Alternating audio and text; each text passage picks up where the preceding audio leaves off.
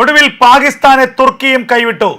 തുർക്കിയുടെയും ഖത്തറിന്റെയും പിന്തുണ പാകിസ്ഥാന് നഷ്ടപ്പെട്ടു എന്നുള്ള വാർത്തകളാണ് പുറത്തു വരുന്നത്.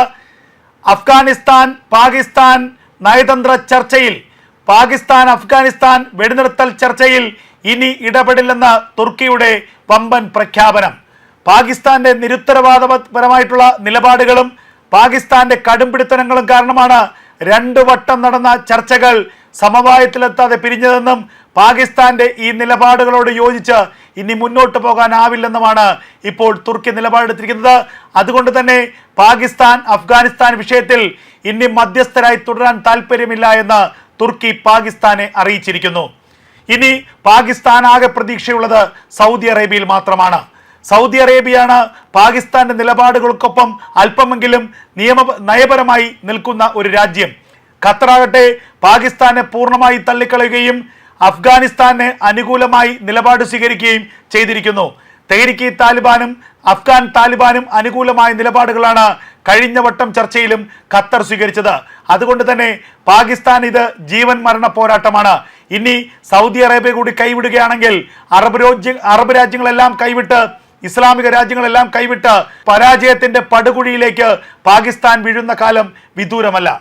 എന്താണ് പാകിസ്ഥാന് പറ്റിയത്? വെടിനിർത്തൽ ചർച്ചകൾക്ക് മുൻകൈയിട്ടിറങ്ങിയത് തുർക്കി തന്നെയാണ്. 2 ഇസ്ലാമിക രാജ്യങ്ങൾക്കിടയിൽ യുദ്ധമുണ്ടാകരുതെന്നും 2 ഇസ്ലാമിക രാജ്യങ്ങളും തമ്മിൽ യുദ്ധമുണ്ടായാൽ ആത്യന്തികമായി ഇസ്ലാമിന് തന്നെയാണ് നഷ്ടമെന്നും ചൂണ്ടിക്കാണിച്ചുകൊണ്ടാണ് തുർക്കി വെടിനിർത്തൽ ചർച്ചകൾക്ക് മധ്യസ്ഥത വഹിച്ചത്. ഖത്തറിനെ തുർക്കിയാണ് ഈ മധ്യസ്ഥരാക്കി കൊണ്ടുവന്നത്. അതിനുശേഷം 2 തവണ പാകിസ്ഥാന്റെ പ്രതിനിധികളും അഫ്ഗാൻ പ്രതിനിധികളും തമ്മിൽ ചർച്ചകൾ നടന്നു.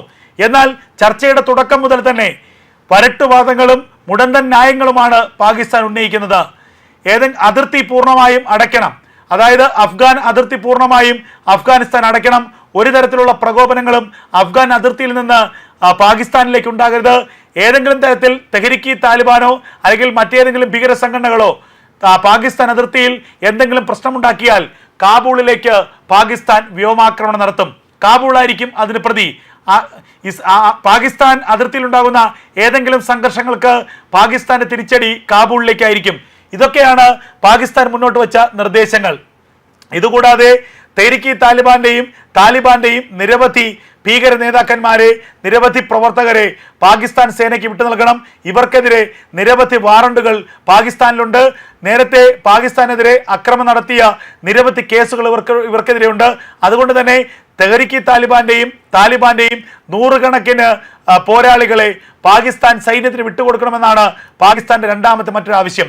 ഈ 2 ആവശ്യങ്ങളും അംഗീകരിക്കാൻ കഴിയില്ല എന്ന് അഫ്ഗാനിസ്ഥാൻ സേന, താലിബാൻ സേന ചർച്ചയിൽ തുടക്കം മുതൽ തന്നെ വ്യക്തമാക്കിയിരുന്നു. ഈ ആവശ്യങ്ങൾ വീണ്ടും 1ാം ഘട്ട ചർച്ചയിലും 2ാം ഘട്ട ചർച്ചയിലും 3ാം ഘട്ട ചർച്ചയിലുമൊക്കെ നിരന്തരമായി ഉന്നയിച്ചുകൊണ്ട് ഈ വെടിനിർത്തൽ കരാർ പ്രാബല്യത്തിൽ വരരുത് എന്നൊരു നിലപാട് തന്നെയാണ് ഈ ചർച്ചകളിലുടനീളം പാകിസ്ഥാൻ സ്വീകരിച്ചത്. ഇതിൽ മനം മടുത്താണ് ഇപ്പോൾ ഈ വെടിനിർത്തൽ ചർച്ചകളുടെ മധ്യസ്ഥ റോളിൽ നിന്ന് തങ്ങൾ പിന്മാറുകയാണ് എന്ന് തുർക്കി പ്രഖ്യാപിച്ചിരിക്കുന്നത്. തുർക്കിയുടെ നീക്കം പാകിസ്ഥാനെ സംബന്ധിച്ച് വലിയ തിരിച്ചടിയാണ്. ഈ വെടിനിർത്തൽ ചർച്ചകളിൽ പാകിസ്ഥാന്റെ ഒരു ഭാഗം പറഞ്ഞിരുന്ന ഏക രാജ്യമായിരുന്നു തുർക്കി.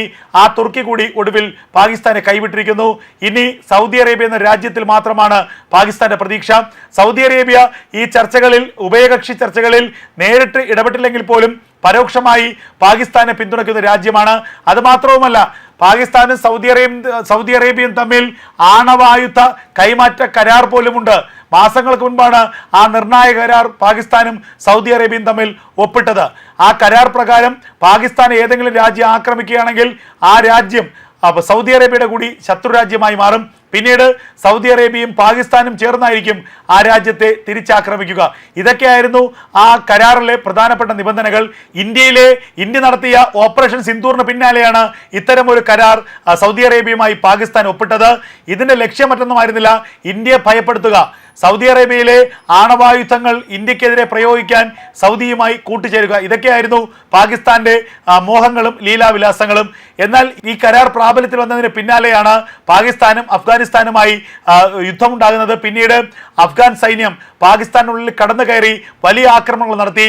തെഹ്രീക്ക് താലിബാനാകട്ടെ പാകിസ്ഥാന്റെ സൈന്യത്തെ തുരത്തി ഓടിക്കുന്ന കാഴ്ചകൾ നമ്മൾ കണ്ടു. ഒന്നല്ല രണ്ടല്ല പലതവണ അഫ്ഗാനിസ്ഥാൻ സൈന്യം ഉള്ളിലേക്ക് നടത്തിയ അതിരൂക്ഷമായ ആക്രമണങ്ങളിൽ ഒന്നിൽ പോലും പ്രതികരിക്കാനോ പാകിസ്ഥാനൊപ്പം നിന്ന് അഫ്ഗാനിസ്ഥാനെതിരെ യുദ്ധം ചെയ്യാനോ സൗദി അറേബ്യ തയ്യാറായില്ല എന്നുള്ളതാണ് ഏറ്റവും വലിയ ഇരട്ടത്താപ്പ്.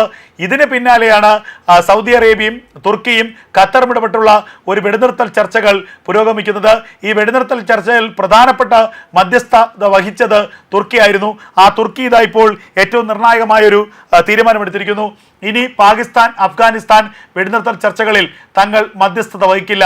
പാകിസ്ഥാന്റെ നിരുത്തരവാദപരമായിട്ടുള്ള പരട്ടുവാദമാണ് ഈ വെടിനിർത്തൽ ചർച്ചകൾ പരാജയപ്പെടാൻ കാരണമെന്നും അഫ്ഗാനിസ്ഥാന്റെ ഭാഗത്തു നിന്ന് വളരെ ന്യായമായിട്ടുള്ള പ്രതികരണങ്ങൾ ഉണ്ടായി എന്നും, എന്നാൽ പാകിസ്ഥാന് ഒരു തരത്തിലും വെടിനിർത്തൽ പ്രാബല്യത്തിൽ വരുന്നതിൽ താല്പര്യമില്ല എന്നാണ് പാകിസ്ഥാന്റെ നിലപാടുകളിലൂടെ വ്യക്തമാകുന്നതെന്നുമാണ് ഇപ്പോൾ മധ്യസ്ഥരായിരുന്ന തുർക്കി വെളിപ്പെടുത്തുന്നത്. തുർക്കിയുടെ വെളിപ്പെടുത്തലിന് പിന്നാലെ ആകെ തിരിച്ചടി ലഭിച്ചിരിക്കുന്നത് പാകിസ്ഥാനാണ്. സൗദി അറേബ്യ കൂടി പിന്മാറിയാൽ ഈ യുദ്ധത്തിൽ പാകിസ്ഥാനെ പിന്തുണയ്ക്കുന്ന ഒരു അറബ് രാജ്യമോ ഒരു ഇസ്ലാമിക രാജ്യവും പോലും ലോകത്തില്ലാതെയാകും.